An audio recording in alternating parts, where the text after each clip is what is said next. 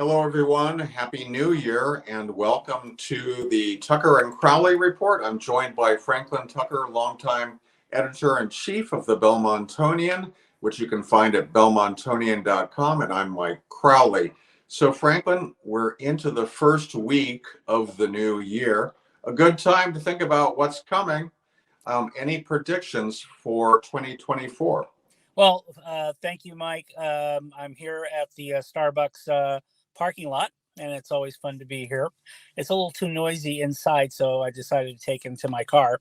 So let's talk about predictions for the new year. And I think, and we're just basically using our vast knowledge of Belmont All right, to Franklin. make these predictions. And I think the first thing that we should talk about is the expected override in April.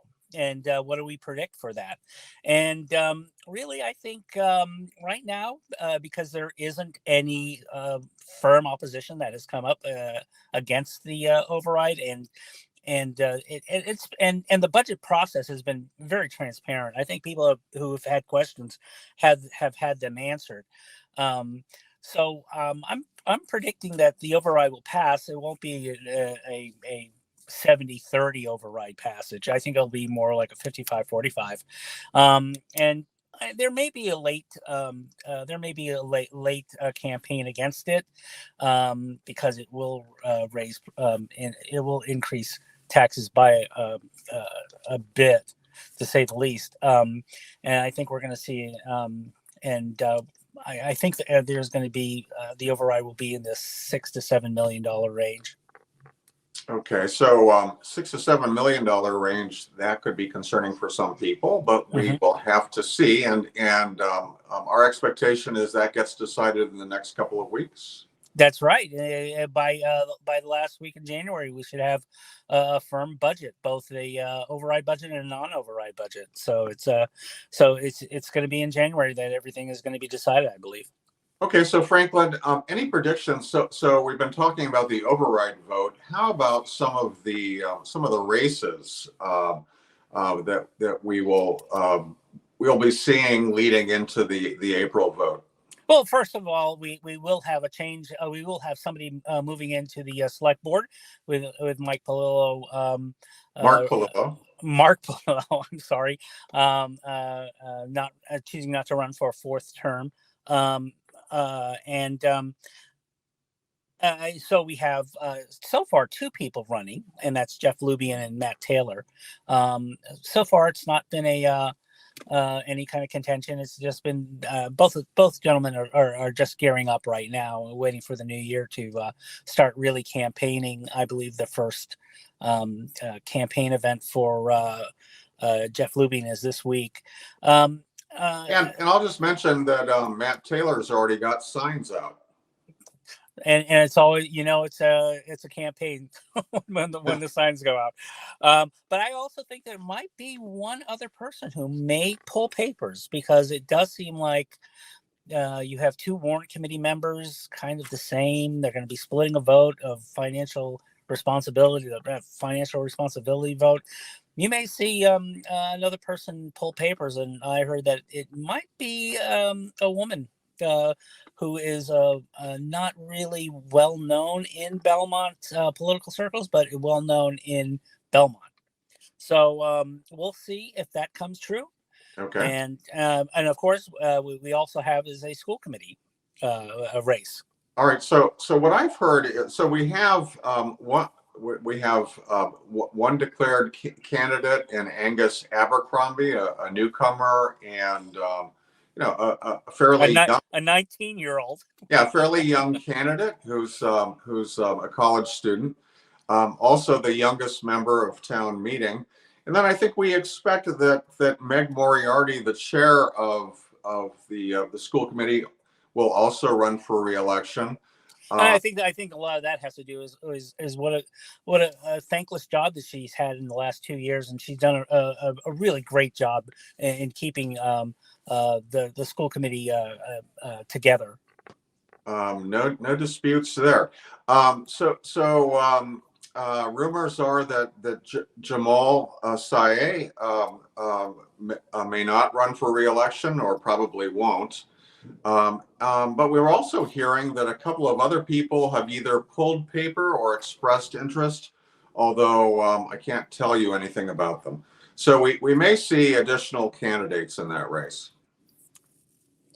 And of course, this year we'll have, as with every year, we'll have retirements in town. And I think people should, and these are big retirements, people who have been for a while, who hold positions of prominence, and we'll see changes in departments. We've already seen the Office of Capital Budget, being changed, and we may even see more changes, especially when it comes down to the Collins report. Okay. Any other predictions, Franklin? How about the work that's being done by the MBTA Advisory Committee? The town meeting will at some point, I assume in the spring, be. No, it'll be in September. Okay.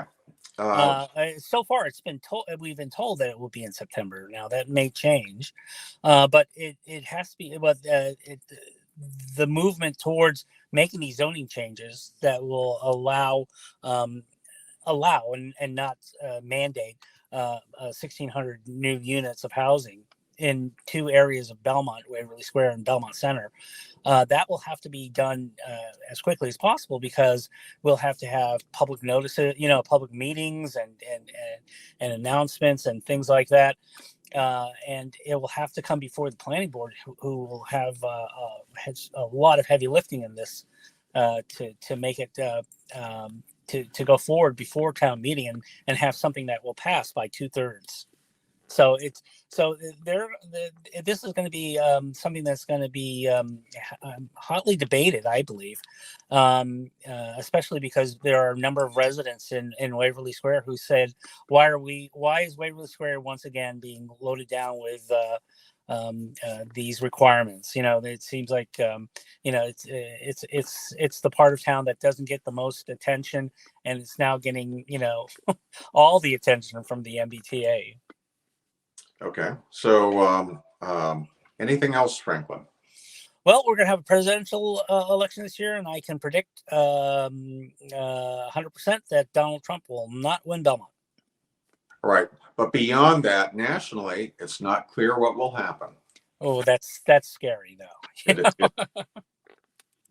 All right. Let's move on to the women's club, Franklin. We have some news there. That's right. The Women's Club has 11 parking spaces, and it took a while for the town and the planning board to come up with the approval for these parking spaces. And when it was approved, those 11 spaces were set aside for the Women's Club to use by their members for functions and other events at the Homer House, which is across the street from Town Hall. This week, the planning board has agreed to what the chair, Jeffrey Baerbaum, said was decide to make minor modifications to that earlier ruling back in 2021. And they will allow the Women's Club to use those spaces whatever they feel is appropriate. And it appears that that those parking spaces for much of the day or some of the day will be used for employee parking for the town hall for the town. And that's because as anybody knows who tries to get into the parking lot at Town Hall, it's just basically impossible. You have to basically you'll need to park over in the Claflin Street over behind Belmont Center, and this will in some way relieve some of the issues that employees had. Is that we need parking spaces next to or we would like to have parking spaces at town hall, simply because it's just more convenient. And we do work there. We don't want to put our cars on the street where they have to pay to park. And so this would help in some ways. You take 10 spaces plus one handicap space out of the town hall parking and place it across the street. Now, there are people who have said, why are we doing this? We work so hard to get this approved and had neighbors agree to it. So why are we making the changes? And I think Beerbaum said it clearly that we don't want to come down with a big hammer just because they want to use the spaces which they have every right to use. It's their spaces. All right, Franklin, let's talk about Precinct 1 voting, with the library project about to be underway and the demolition of the old library. Which will be announced this week. Okay. So do we have any information about where Precinct 1 voting will take place? Yes, it's apparently this is coming before the select board on Monday, and that is it will be transferred. The polling station, which was at the library, is going to be transferred over to Bethel Temple Center for the next 2 years. So we can all, which if no one knows where Bethel Temple is, that's a surprise. It's it's right at the Cambridge Belmont line. And so you'll have to do a bit of walking, but they've got a lot of parking there, and they have a lot of space. So it's just a perfect move. All right, Franklin, how about a beginning of the year sports update? Yeah, let's talk about sports, and it's been so far we've been seeing some really great results. Boys basketball lost their first game in a tournament over in Bridgewater Raynham, and that was during a tournament. But there's still just one loss, and they're squeaking by. I mean, they're winning their games by less than a handful, but they're still winning.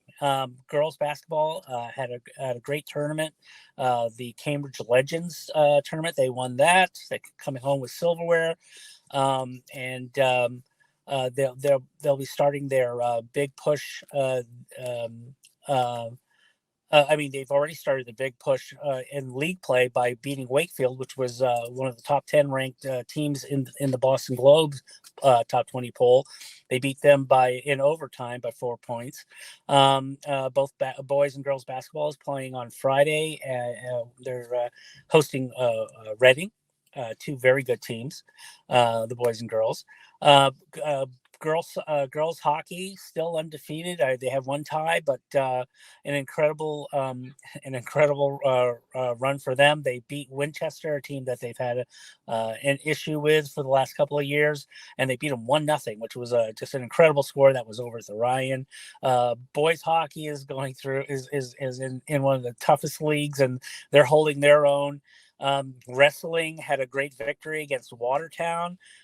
So we're seeing a lot of good sports events. And now, like I said before, a lot of these teams are going to be playing in their